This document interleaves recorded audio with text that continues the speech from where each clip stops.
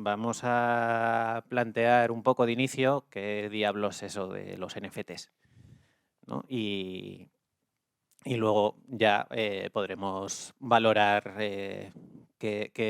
hasta dónde llega y cuánto nos puede afectar o cuánto nos puede interesar el tema, ¿no?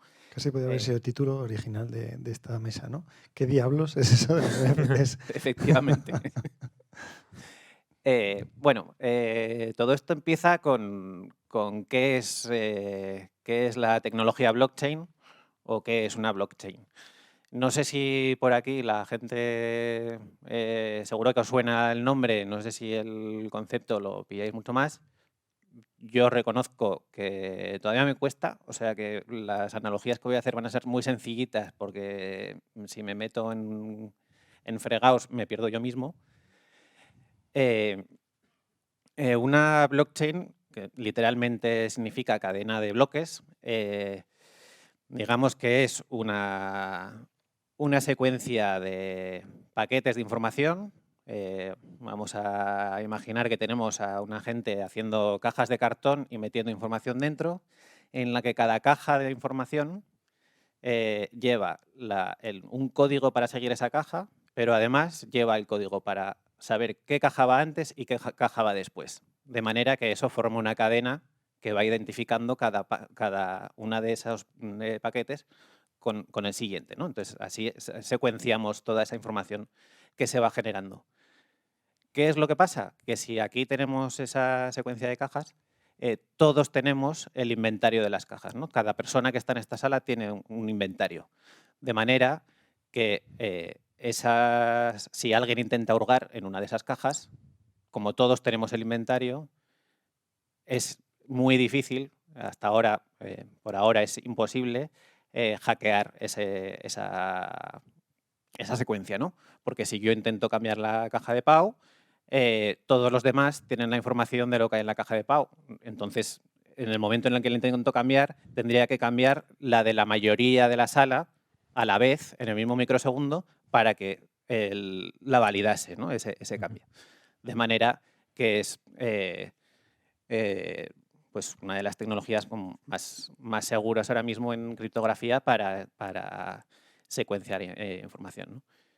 Eh, Aparte de esto, lo que hace esta secuencia de cajas es que nosotros tenemos el inventario de las cajas. Entonces sabemos lo que tenemos un registro de las operaciones, pero no tenemos un registro de quién hace las operaciones, lo cual permite cierto anonimato, ¿no? en toda esta estructura. Y esta tecnología permite el primer uso que le conocemos el público general, pues es el de la Bitcoin, ¿no? Pues Bitcoin se genera con esto. Entonces hay una gente que está minando Bitcoin. ¿Qué quiere decir minar? Pues en realidad no es que le estén extrayendo esa información de ningún lado. Los que están minando en realidad son la gente que está cogiendo los cartones y montando las cajas. Es el trabajo de computación que se hace para formar esa cadena de información es el que se denomina minado. Y a esa gente, como está haciendo ese trabajo, que cuesta un montón, pues se le recompensa con la propia moneda nativa de esa cadena, ¿no? Entonces, los mineros ganan bitcoins extrayendo paquetes de datos que en realidad lo que no los están extrayendo en ningún lado, sino que los están construyendo. Ahí empieza la primera polémica con la blockchain y es su consumo energético. Toda esa gente que está construyendo esas cajas, en realidad son cientos y miles de ordenadores trabajando a la vez a pleno rendimiento y es un gasto energético muy grande, ¿no? ¿Esto es así en todas las blockchains? Pues no exactamente, porque hay diferentes maneras de registrar todas esas operaciones. Hay principalmente este sistema de que se vayan construyendo todos los paquetes de información Y hay un segundo sistema que ahora mismo hay como una tendencia a que pueda convertirse en el mayoritario, que es, se dice que Proof of Stake, que sería que como todos tenemos cajas, yo presto mi caja para que dé fe de la operación, en lugar de generar una caja nueva. Y de esa manera, como no tenemos que construir tantas cajas, pues el ahorro es mucho mayor, ¿no? Entonces, esto, dependiendo de la red, pues suele reducir el consumo energético entre 100 y 1000 veces, por lo que dicen. Entonces, claro, pues el salto es bastante importante, ¿no? De un modelo de trabajo al otro. Y de hecho, en este cambio de modelo, está ahora mismo la red Ethereum, que también nos sonará a muchos, que se genera en 2015 y que es la máxima responsable de que estemos hoy aquí. La red de Ethereum es una blockchain igual que Bitcoin, pero que bueno, se genera con software libre y la mayor innovación que hace es permitir introducir smart contracts, que son como pequeños programitas. Entonces, esas cajas ahora pueden contener pequeños programas y no solo información, no solo tenemos folios, podemos meter calculadoras. Y con esos smart contracts podemos darle pues, usos adicionales, ¿no?, a esa cadena. Entonces, esa cadena ya no es una cadena estática en la que solo tenemos esa unidad de medida como era en Bitcoin, sino que podemos empezar a introducir unas pequeñas aplicaciones que nos puedan servir para darle más usos. En el caso de los NFTs, pues es esto mismo, ¿no? A través de unos pequeños smart contracts, lo que hacemos es básicamente convertir un archivo digital que por definición hasta ahora era un archivo digital, era reproducible infinitas veces. Con esto lo que hacemos es convertirlo en un archivo único. Se certifica ese archivo en la propia blockchain de manera que se le da una identidad única ligada a esa cadena y entonces ese archivo ya, en lugar de poder copiar un JPG infinitas veces, ese JPG lo vamos a convertir en único, ¿no? Le vamos a dar como un certificado de originalidad. Hay diferentes opciones, se puede hacer un NFT único, se puede hacer un NFT múltiple, dependiendo del protocolo que se le dé. Entonces, como en la fotografía se puede tener una sola copia o se pueden editar 5 copias de una obra, ¿no? Y además, este NFT no tiene por qué ser un JPG, no tiene por qué ser una obra artística o puede ser prácticamente cualquier cosa que se nos ocurra codificar en un archivo. Puede ser desde pues, el arte o elementos de videojuegos como que me voy a comprar la ocarina de Zelda y la voy a tocar en mi casa, en mi juego, o también permite generar pues el coleccionismo de objetos de cromos de toda la vida, por ejemplo, ¿no? Los cromos de Panini que teníamos todos de críos, pues hace ya unos meses Panini empezó a editar NFTs de manera que tú te puedes comprar el cromo y te mandan un cromo físico a casa y además tienes un archivo único que es para ti, ¿no? Y aquí, no sé si me he hecho un paneo general, yo creo que es suficiente para poder meternos en harina de verdad. Así que a partir de ahora vamos a empezar a centrarnos en dos usos muy extendidos, que son los NFTs como obra de arte y los NFTs dentro del videojuego. Y vamos a empezar con la obra artística. Entonces, Pau, cuéntanos. Voy para allá. A ver, vamos. Muy bien. Bueno, pues para empezar, gracias, Joseba, por esta introducción. Creo que aprendí un poco toda esa parte técnica que es muy complicada. Ya nos da un poco un panorama para empezar, ¿no? Que creo que está muy bien. En mi caso, voy a centrarme en el mundo del arte y voy a centrarme bastante en estos dos aspectos que son de la democratización a la especulación, que pienso que es bastante interesante. Como veis, me he inspirado mucho en el look del cartel de la edición, que me ha encantado. Y lo que he añadido ahí son unos cuantos NFTs que tengo en mi colección que ya os iré explicando. Para empezar, se podría empezar por muchos sitios. Yo quiero empezar por aquí. Esto es un gráfico que nos diría cuál sería normalmente, tradicionalmente, la vida de una obra de arte, ¿no? Cómo una obra de arte sale del estudio del artista y va haciendo su recorrido por el mundo del arte, por el mercado, hasta llegar al museo. Sería el movimiento clásico en el cual la obra del estudio del artista pasa a la galería, de la galería pasa a la colección y llega un momento en que el coleccionista, el modelo clásico, cedería su colección al museo y entonces ya forma parte, digamos, de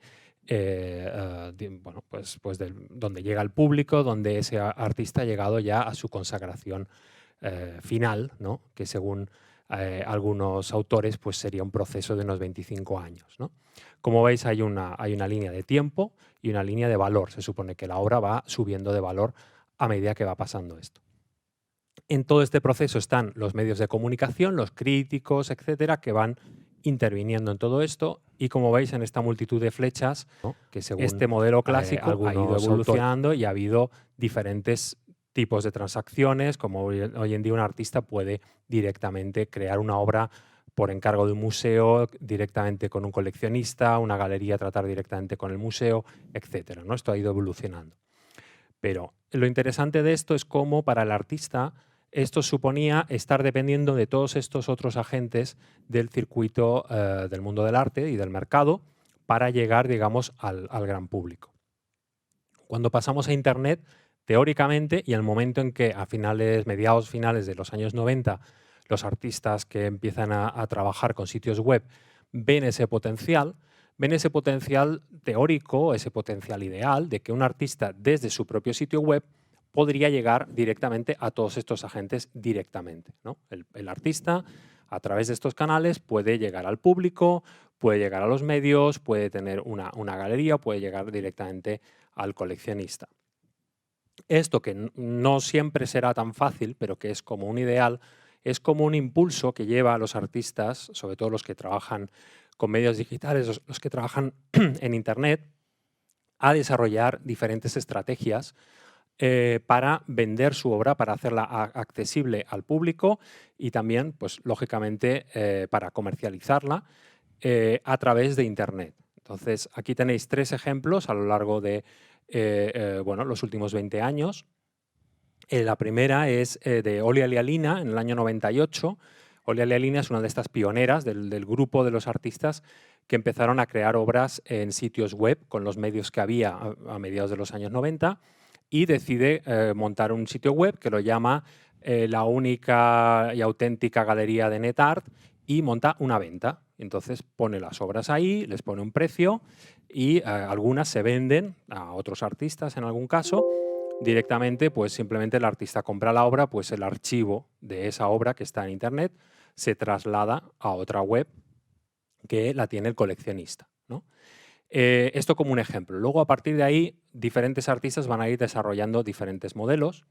En el medio tenéis a Rafael Rosendahl, a partir de 2010, él crea otro modelo que son obras de arte que son sitios web.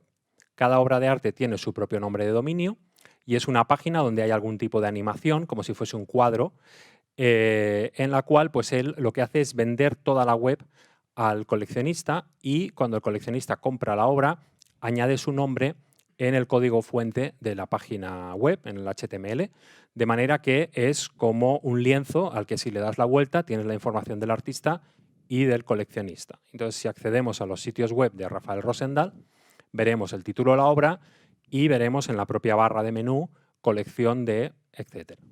Con lo cual aquí abre otra vez esa idea de poder poseer algo que es mío, pero a la vez estar distribuido, porque su naturaleza es estar en Internet, por lo cual poseer no quiere decir me lo llevo a casa y solo lo veo yo y mis amigos, sino que poseer quiere decir todo el mundo lo puede ver, pero todo el mundo va a saber que esto es mío. Este es uno de los, digamos, incentivos que encontramos hoy en día con los NFTs. Y es el ejemplo que tenéis a la derecha, la artista Lia, que es una artista que trabaja con software art desde mediados de los 90, ahora ha creado en todos los formatos posibles y ahora está creando NFTs. Y ahí tenéis dos ejemplos en dos marketplaces, en dos entornos diferentes, que venden sus obras, algunas que son interactivas y otras que son simplemente animaciones a diferentes precios, ¿no? Y una particularidad de este tipo de obras, como de muchas obras de NFTs, es que de hecho muchas de los NFTs que hay por ahí uno los puede descargar y se los puede quedar, pero no tiene la posesión de ese archivo, no puede decir que es suya, no puede decir que está en su colección. Y esa es una de las grandes diferencias que tenemos ahora en la manera de poseer el arte. Bien, hablando de hype, realmente hay bastante hype y aquí no quiero extenderme mucho porque si no me tiraría un buen rato, pero lo que quiero mostraros con esta línea de tiempo es un poco eso. La atención que ha habido, particularmente en el mercado del arte, hacia el arte digital, se ha basado en lo que veis en este gráfico como picos de atención, ¿no? A principios, en 2013, hubo un cierto pico de atención y esto particularmente en las casas de subastas, que lo que hacen las casas de subastas hoy en día es buscar nuevos terrenos en los que comercializar. Y han encontrado en el arte digital un ámbito en el que ellos pueden lanzar un artista sin depender de todo el circuito del mercado del arte. No tienen que esperar a que haya un nuevo Andy Warhol, pueden coger un artista totalmente desconocido, lanzarlo diciendo que es el primer artista que crea una obra con inteligencia artificial o que es la primera vez que se vende un NFT, sea cierto o no, y generar un interés enorme y, por tanto, generar ese hype, generar esa burbuja, que es la que nos lleva a estos picos que veis, del cual el más alto es el famoso venta de Christie's, de Beeple, que llegó a los 69 millones de dólares. Como veis, siempre hay una subida y luego empieza la cosa a bajar, ¿no? Porque hay como ese impulso. Y estamos un poco en ese ciclo. Lo que pasa es que últimamente este ciclo no ha bajado tanto como antes y más o menos se está manteniendo. Pero básicamente lo que quería señalar aquí es esto, ¿no? Estamos en ciclos como de burbuja, como de mucha atención, que luego todavía estamos por ver cómo se acabarán de estabilizar. El mercado de los NFTs también, idealmente nos puede parecer, como parecía para estos artistas, esta posibilidad de llegar a todo el mundo, que podría ser un mercado realmente más descentralizado o más igualitario. Pero lo que estamos viendo ya es que se están reproduciendo el mismo tipo de desigualdades que encontramos en el mercado del arte contemporáneo.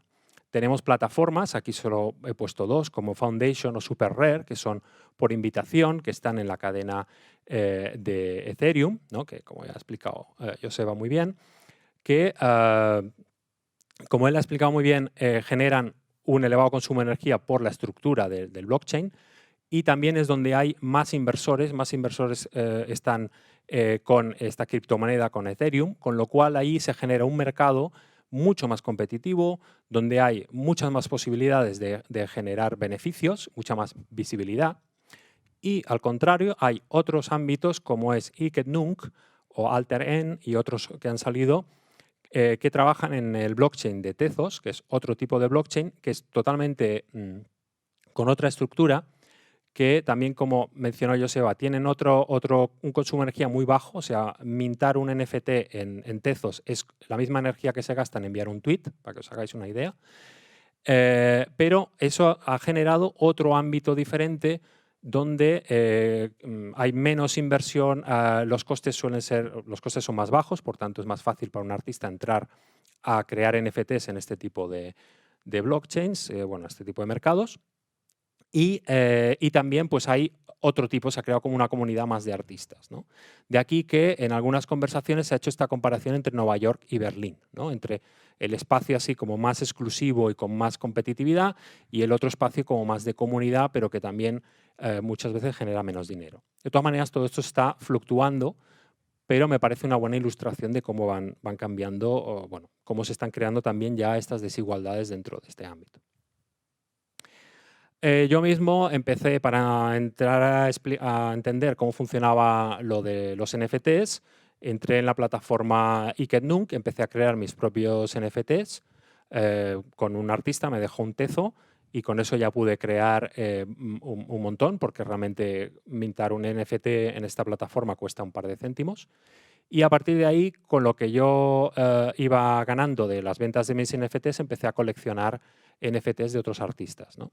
Y ahí se genera un espacio que considero muy interesante, en el cual ya hay más ese sentido de comunidad del que hablaba y también hay mucha más experimentación, ¿no? Tenéis NFTs como este de Kim Asendorf, que es muy curioso porque es una pieza que lo que veis ahí son los nombres de los coleccionistas de la propia pieza. Cuando uno compra la pieza, pasa a formar parte de ella, su nombre aparece ahí, siempre que la posea y que no tenga más de una copia de la pieza, porque entonces quiere decir que estás intentando pues, especular.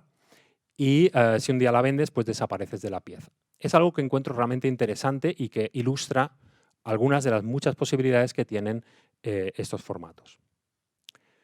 Otras cosas que se pueden hacer, y todo esto para ilustrar que los NFTs son mucho más que imágenes impactantes. Esta es otra pieza que también compré en otro marketplace de Aurelia Harvey, que es esta escultura virtual que veis aquí, que lo interesante es que la artista vende este NFT junto con un paquete de archivos en múltiples formatos que incluyen tanto la imagen, una animación, una versión en realidad aumentada para verla donde uno quiera, como el archivo original en 3D que uno luego puede llevar a una impresora 3D y crear una escultura física. Esto también me parece una buena ilustración de cómo se puede ir más allá de esta idea de comprar una imagen o un cromo, ¿no? que hemos visto antes. Luego, en el tema de remix y reapropiación, también es algo que se ha dado mucho, como lo he visto, porque realmente lo que hace los NFTs dan esa posibilidad de crear mucho, ponerlo en el mercado, ver si funciona, y esto ha llevado a mucha gente a reutilizar cosas o a hacer experimentos, ¿no? Como el que veis en la izquierda, pues es un famoso meme del el novio distraído, al que le han aplicado un programa de inteligencia artificial que anima las caras de los personajes, ¿no? Es una mera reapropiación. O bien la pieza de la derecha, que es realmente una crítica al mercado de los NFTs, que es de un artista que capturó en la plataforma Foundation la subasta de dos piezas de dos artistas muy conocidos, Rafael Rosendahl, del que ya he hablado, y Nicolás Sassoon, que como veis son dos piezas muy parecidas de dos artistas bueno, que tienen una estética similar y que él capturó ese momento de la venta en el que las dos, de la subasta, en el que las dos obras, los dos NFTs, habían alcanzado el mismo precio. Entonces, como veis, incluso, digamos, como un momento histórico, se puede vender como NFT y a mí me pareció lo bastante interesante como para comprarlo. Luego otro tema es esto, ¿no? La posibilidad de reapropiación lleva a situaciones como esta del artista Ana Carreras, que ha desarrollado una serie de obras generativas usando un modelo que se llaman las teselas de Truchet, con el que ha creado imágenes como la que veis en la izquierda. Pero claro, como ha tenido tanto éxito con este tipo de estética, con estas piezas que ha creado, han salido imitadores. Y ahí veis un post de Twitter donde ella avisa a sus coleccionistas que hay otras personas creando exactamente o de una forma muy similar, una estética muy parecida de NFTs, pero que no son su obra, ¿no? Entonces vemos cómo ya van surgiendo este tema de imitación y reapropiación.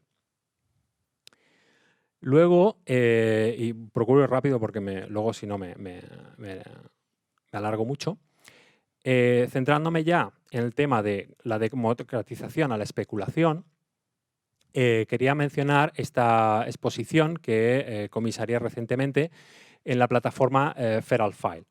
Feral File es una plataforma creada por el artista Casey Rees, que es un artista conocido por ser uno de los creadores del entorno de programación Processing y un artista de arte generativo que decidió crear esta plataforma para alojar exposiciones comisariadas de obras en formato digital que se venden en ediciones limitadas, registradas como NFT.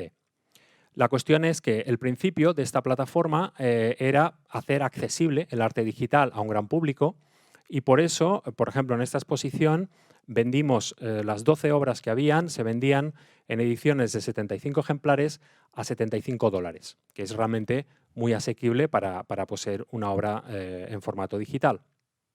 Lo que sucedió es que se ha generado tanto interés en torno a esta plataforma y a los artistas que, claro, están todos comisariados, son artistas ya con una carrera establecida, con un buen nivel. El hecho de que estén vendiendo estas obras a este precio tan bajo es un chollo dentro de un mercado inflado como el que tenemos ahora. Y lo que ha sucedido en esta exposición, igual que ha sucedido en todas las anteriores con Feral File, es que al cabo de, o sea, no funcionaba por modo de subasta esta, sino que funcionaba en plan de el primero que llega se lleva la obra. Y en el momento de abrir la venta, todas las obras se agotaron en 40 segundos. ¿Y qué pasó? Que al cabo de 3 minutos estaban empezando a revender las obras que habían comprado a $75 a 2.500, 3.000, 10.000, etc. Y aquí veis 2 pantallazos de una obra en concreto, que era una de las más buscadas, como en el espacio de 13 días los precios habían ido subiendo. Por ejemplo, veis bueno, uno de 4.000 a 5.000, otro ya se le fue totalmente la cabeza, de 60.000 a 2 millones de dólares, etc., ¿no? Y hay un poco ese frenesí de especulación que lógicamente se contradice con el principio de democratización, que era el que se quería hacer, ¿no? El de llegar a un gran público. Ahora este mercado nos lo está marcando un poco, ¿no?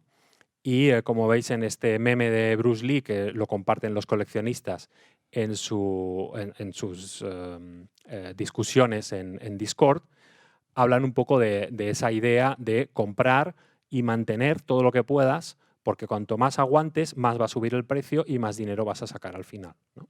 Así que estamos un poco en este panorama. Ya voy acabando. Quería hablar un poquito del metaverso, aunque Flavio va a hablar mucho más y mucho mejor. Una aportación que quería hacer a esto del metaverso es cómo en esta idea de metaverso, de un espacio virtual en el que lo podemos hacer todos, yo lo veo sobre todo como un espacio económico, como un espacio para generar negocio a partir de estas criptomonedas y que todo el negocio se quede ahí. Para comparar, os muestro estas 2 imágenes que parecen un poco abstractas, pero en realidad lo que se trata es, la imagen de la izquierda es una captura de pantalla del plano de la Deep Art Fair, que fue más o menos la primera feria de arte contemporáneo que se hizo únicamente en Internet, en 2011. Cuando se lanzó esta feria, imaginaos una feria de arte contemporáneo, pero que solo pasa en Internet. Este es el mapa y como veis, el mapa hay cuadrados más pequeños y cuadrados más grandes que corresponden a las galerías más potentes y las galerías con menos poder adquisitivo o más pequeñas.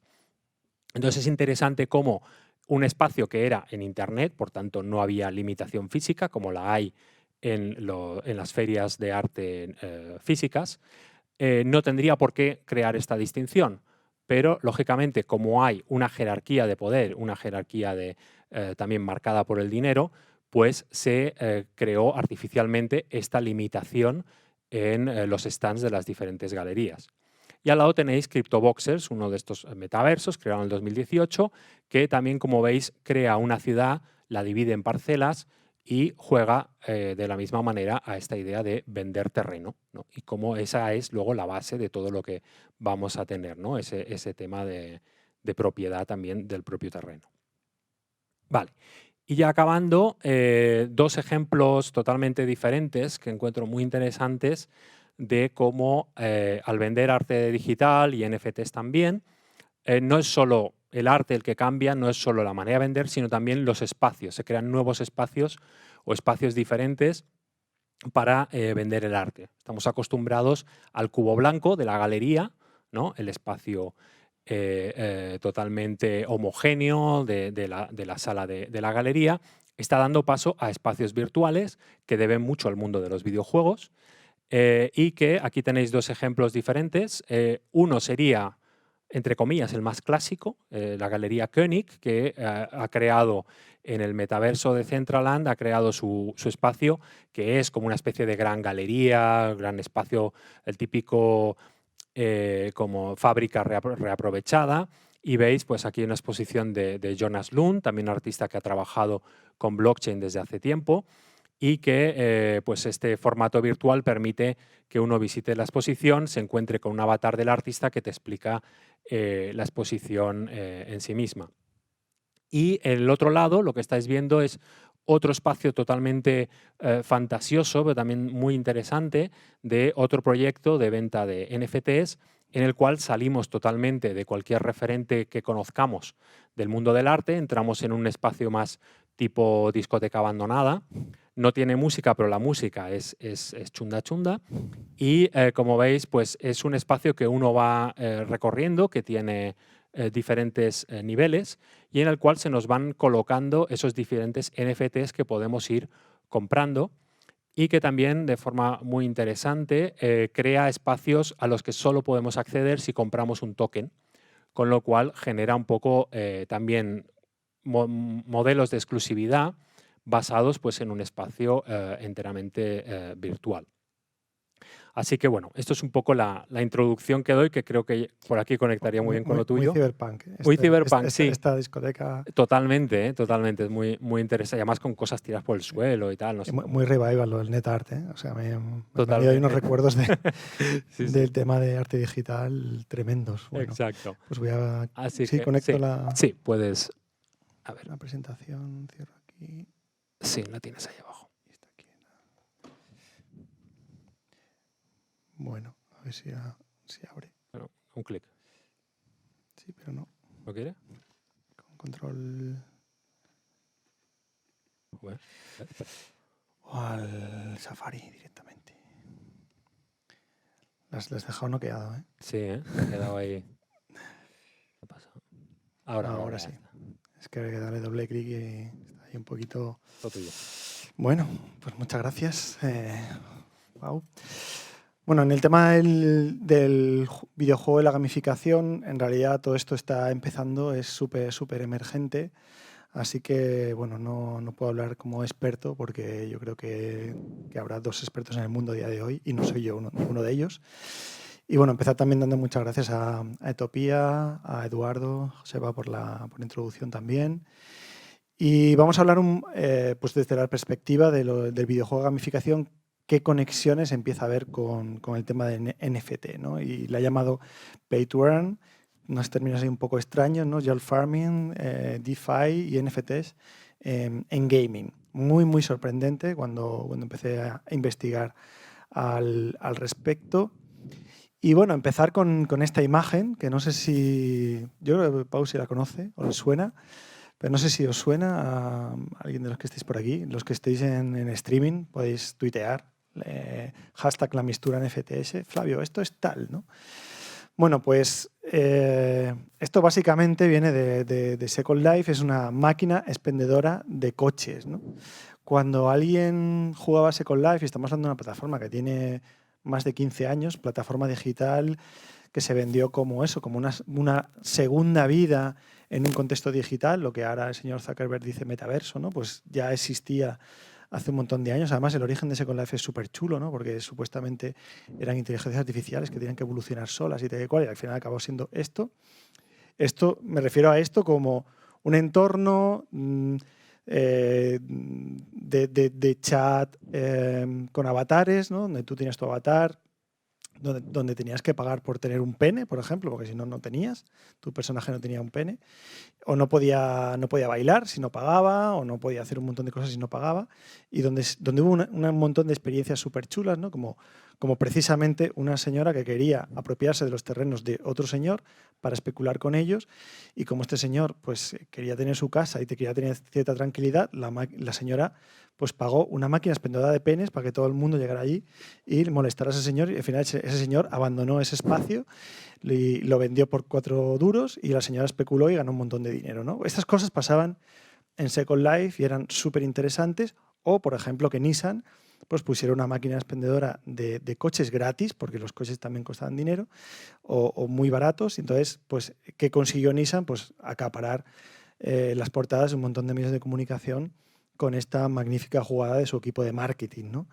Entonces vemos que Second Life pues, se convirtió en un sitio donde la gente daba conciertos en directo, etcétera, etcétera, etcétera. Y esto fue bajando, ¿no? Fue bajando y hubo una especulación brutal en eso, en terrenos, donde había incluso un stock market de a cuánto estaba bueno, no podemos hablar de metros cuadrados, pero bueno, pero sí, una isla, cuánto costaba una isla en Second Life, tanto dinero, y si nos juntamos tantos y tal, y entonces en esa isla X empresas de entretenimiento pues montaban conciertos online en tiempo real. Bueno, hubo un montón de innovaciones súper interesantes en Second Life.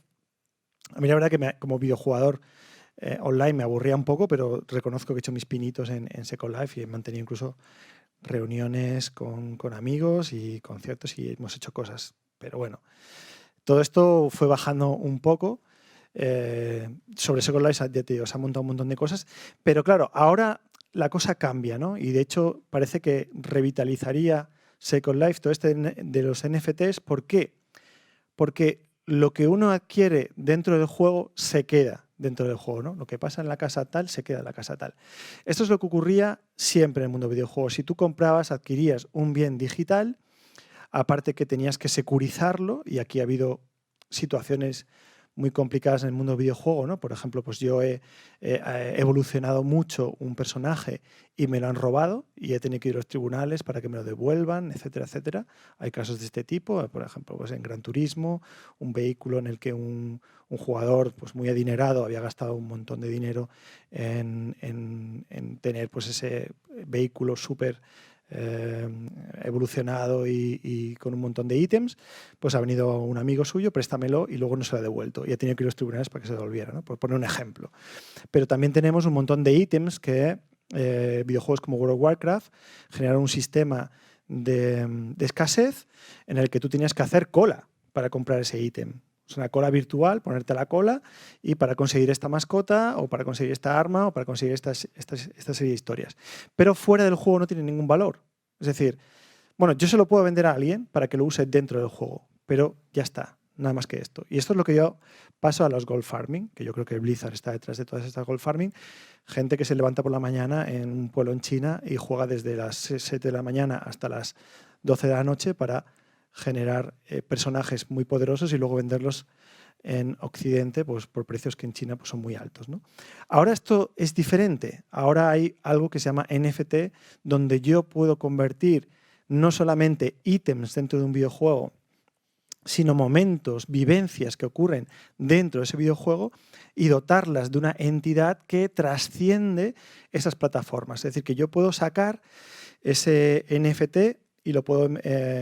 esa arma, ese objeto, ese avatar, convertirlo en una pieza que pueda ser transferida fuera del espacio del videojuego. De momento, solo como una pieza que tiene que ver algo más como artístico, pero que me garantiza la propiedad de ese elemento para yo trasladarlo a otro lugar. ¿A qué podría dar lugar esto? Pues a que esas especulaciones dentro de Second Life empezaran a tener un valor fuera de ese Second Life. Y no solamente ya propiedad de la tierra, que es lo que ocurría en Second Life, y veis que esta noticia es muy, muy, muy reciente, ¿no? De febrero de 2021, y esto es un salto brutal, porque las últimas noticias sobre el land property en Second Life son del 2008, 2009, ¿no? Con lo cual esto revitalizar,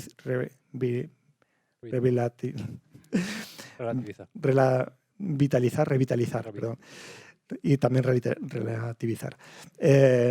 lo que ha ocurrido en algo que parecía aparentemente muerto. De hecho, es muy triste, pero Secole se está utilizando para hacer una especie de porno virtual muy cutre, y ahora pues parece que todo esto podría ser la panacea para otras cosas, ¿no? Y otras opciones, ¿no? Que si yo tengo un ítem en un videojuego que sé que en otro videojuego también existe, pongo el ejemplo de una skin, de un personaje, de un arma o de un contexto, un entorno de protección, etcétera, la puedo llevar a otro videojuego, ¿no? Y esto podría ser muy interesante para que las propias empresas de videojuego lo aplicaran. En el caso de los coleccionables, que esto forma parte también del mundo del videojuego, tenemos grandes marcas como son NBA, que están obviamente transformando estas fichas, ¿no?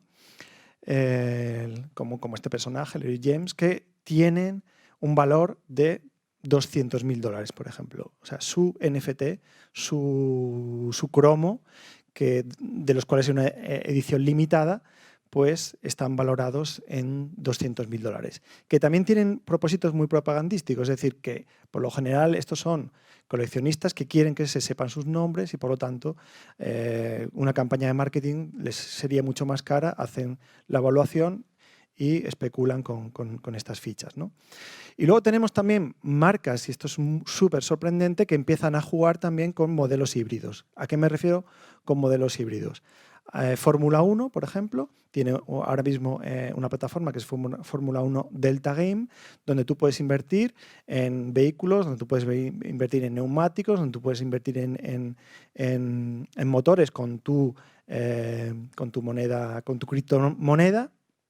Creo que en este caso son Ethereum, y correr carreras. Conforme tú corres carreras y ganas carreras, vas ganando dinero, porque detrás de esto hay un sistema de apuestas. Es decir, hay gente que no compra equipos, pero apuesta a que tu equipo vaya a ganar, etcétera, etcétera.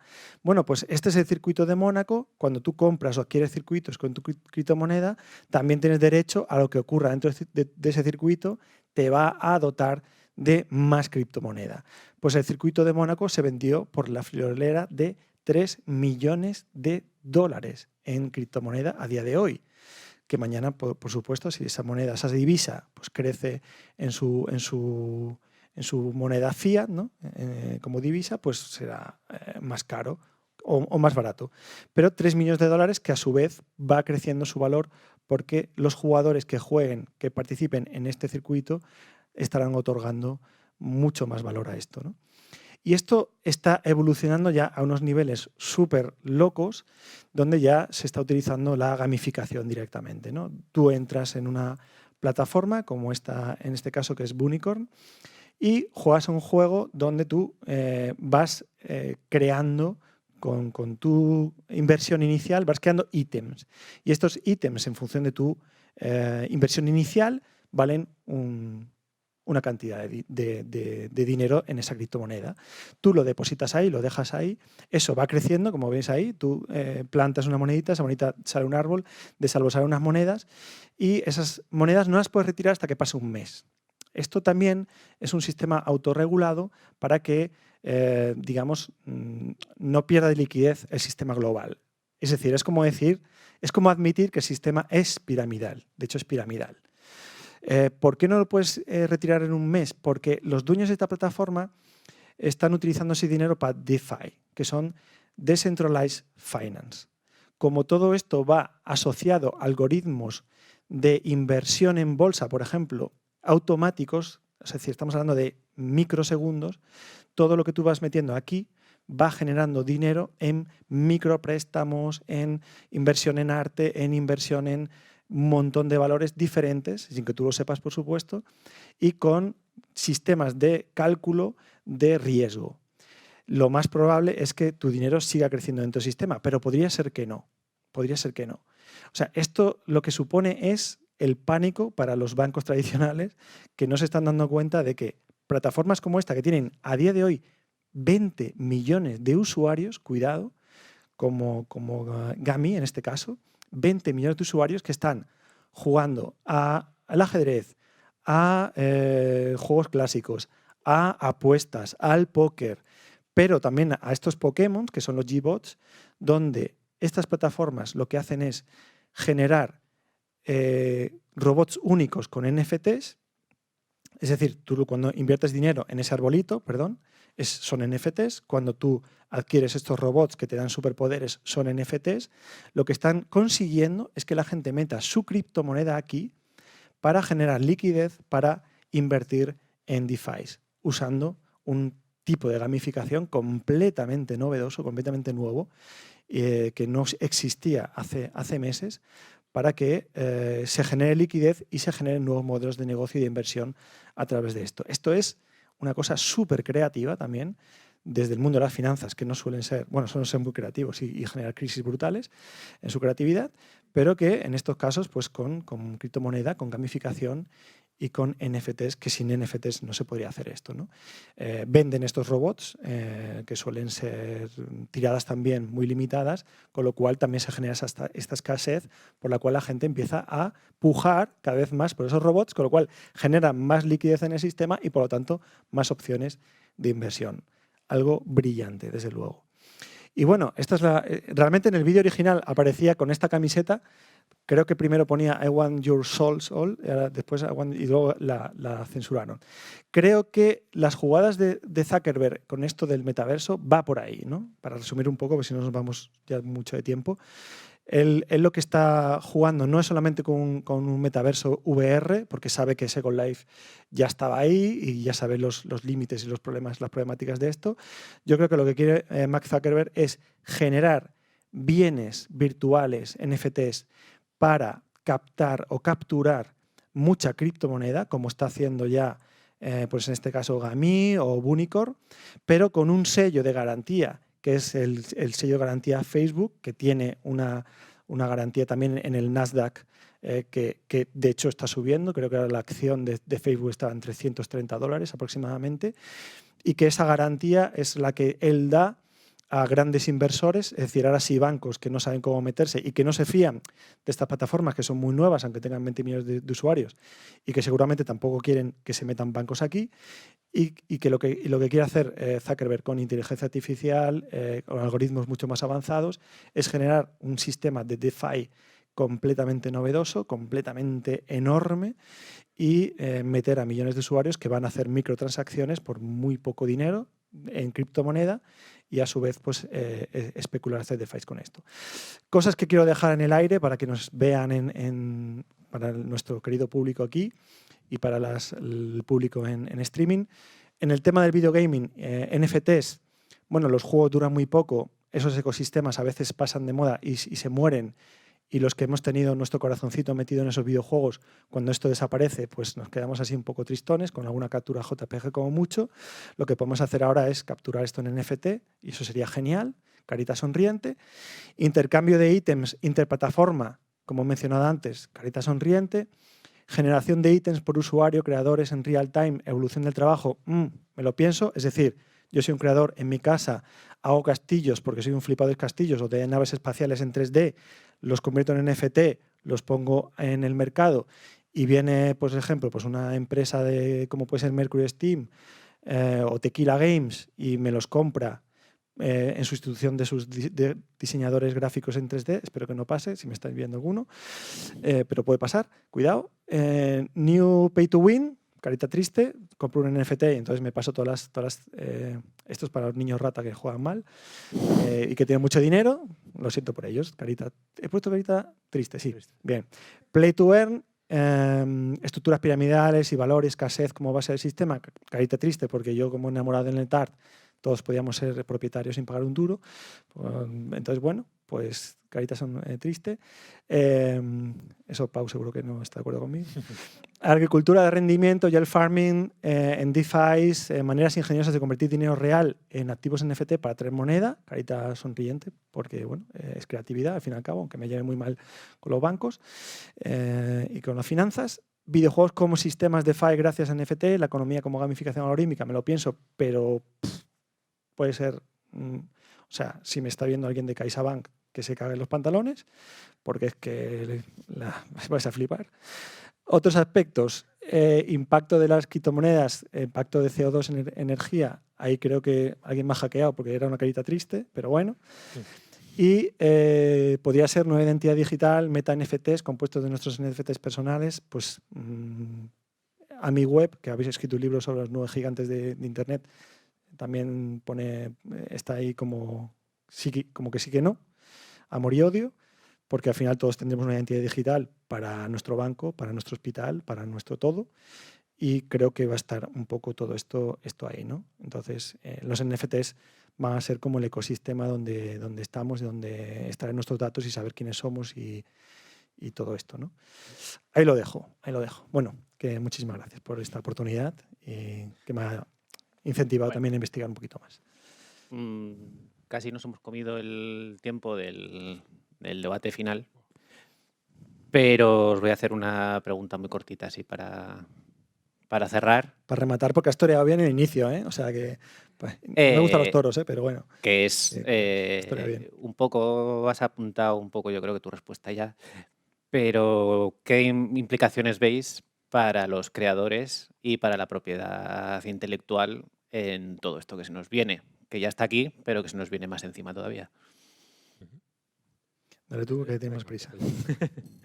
El punto más a favor que veo en esta situación es que esto ha impulsado mucha creatividad, ¿no? O sea, cuando hablaba antes de esa venta de Christie's, de Beeple, que llegó a los 69 millones de dólares, claro, esto en las casas de subastas ha habido ventas millonarias, pero claro, si el que vendía por 50 millones de dólares era Picasso, los artistas decían, bueno, porque es Picasso. Pero en este caso, si el que vende por 60 millones de dólares es un tipo que hace lo mismo que hacen ellos, y muchos de ellos lo llevan haciendo desde hace décadas, eso ha impulsado de una manera brutal a los artistas que trabajan en el ámbito digital en particular a decir, pues yo me meto aquí, o sea, yo tengo algo que tiene valor y que la gente quiere comprar, ¿no? Muchos de estos artistas antes simplemente distribuían sus cosas en Internet y ahora están generando un modelo que les puede dar un rendimiento, ¿no? Y como señalabas tú antes, un aspecto muy importante de los smart contracts es que cuando tú vendes un NFT, en el propio contrato inteligente está ya metido que cualquier reventa de ese NFT le va a dar un porcentaje al artista a perpetuidad. Y de hecho, en la exposición que os mostré, los artistas ganaron un dinero de la primera venta, pero están ganando más de las reventas. O sea que al final esa especulación les está repercutiendo positivamente. Algo que antes en el mercado tradicional del arte contemporáneo no pasaba. Los grandes coleccionistas sacaban un montón de dinero revendiendo las obras y los artistas no veían un duro. Ahora eso está metido en el código del propio NFT, está metido en el smart contract y eso ya ahí se queda. Así que ahí veo potenciales muy buenos y también potencial para mucha creatividad en muchos ámbitos. Y yo creo que no es algo malo que los artistas estén ganando dinero, al contrario, es bueno. Y que haya también esa conciencia, ¿no? De que el arte también pues, se puede coleccionar y que también todos podemos coleccionar arte porque no todos los NFTs valen 8.000 o 20.000 dólares, los hay que valen 30 o 5 dólares. Sí, bueno, yo es que soy un poco del tema del tecné griego, ¿no? Que arte en griego es eso, ¿no? Es tecné, y ahora estamos en esta era tecnológica, tecné también. Y bueno, Twitch nos ha dado, o YouTube, ¿no? Pero sobre todo Twitch pues también nos ha mostrado que más o menos cualquiera puede atraer la atención o ser el artista de algo, ¿no? Y que el resto puede darle una propina y monetizar, ¿no? Que al fin se trata de que el artista que vive siempre en la nube de la precariedad pues salga de esa precariedad. Aunque bueno, son los que realmente pueden vivir de esto son casos muy escasos, ¿no? Pero bueno, nos permite ser todos creadores y creadoras, ¿no? Y también la cuestión que planteaba antes, ¿no? La distribución del trabajo. Esto sí que puede ser una cuestión de precarización, pero el hecho de que yo pueda proteger mi trabajo y ponerlo a la disposición, como por ejemplo como artista 3D en el mundo del videojuego, que hay muchísima demanda de modelos, de creativos, etcétera, y que bueno, pues que haya este mercado donde cualquier estudio o cualquier o no estudio, ¿no? Un creador de videojuegos que es programador pero que no tiene grafistas o al revés, y que esos programas digitales están protegidos y que yo los puedo acceder a través de estos NFTs, pues dándoles unas propinas, ¿no? Pues puede ser genial y puede hacer que esto avance muchísimo. Por otro lado, siempre ha sido una problemática, y lo digo porque yo también he estudiado un tema de game art, ¿no? en este sentido, donde pues, los artistas no sabían cómo colocar su obra, no sabían cómo protegerla, y claro, no es una cuestión de legislación, quizás es una cuestión más de tecnología, y ahora sí es posible, ¿no? Y se me ocurren muchos ejemplos, ¿no? Un amigo, Marc Canet, que ha hecho una obra precisamente sobre esto, ¿no? Sobre temas de NFTs, con sus piezas digitales y cómo proteger esto y cómo poderlo vender a cualquiera, no a un coleccionista, ¿no? Y ahora sí se puede hacer. Y después que cualquier cosa puede ser NFTable, ¿no? Si podemos usar este término. Y a mí me parece pues, muy, muy romántico pues, la idea de coger pues, eventos que suceden en el mundo del videojuego multiplayer, compartidos por todos, y convertirlos en una obra de arte, igual que, por ejemplo, históricamente pues, han convertido en obras de arte momentos como, no sé, como la conquista de Flandes por Velázquez, ¿no? Pues ahora pues, convertir un combate en EVE Online en una obra de arte gracias a un NFT, ¿por qué? ¿Por qué no? Y que además se conserva a lo largo del tiempo, porque esta tecnología sí lo permite, ¿no? Y que no desaparezca. La nueva pintura histórica. Sí, una nueva pintura histórica, representación, ¿no? ¿Sí? Bueno, pues muchísimas gracias a los dos. Gracias. Vamos a dejar la charla aquí. Nos vamos a estirar las piernas un minuto y vamos a volver con la subasta ya mismo.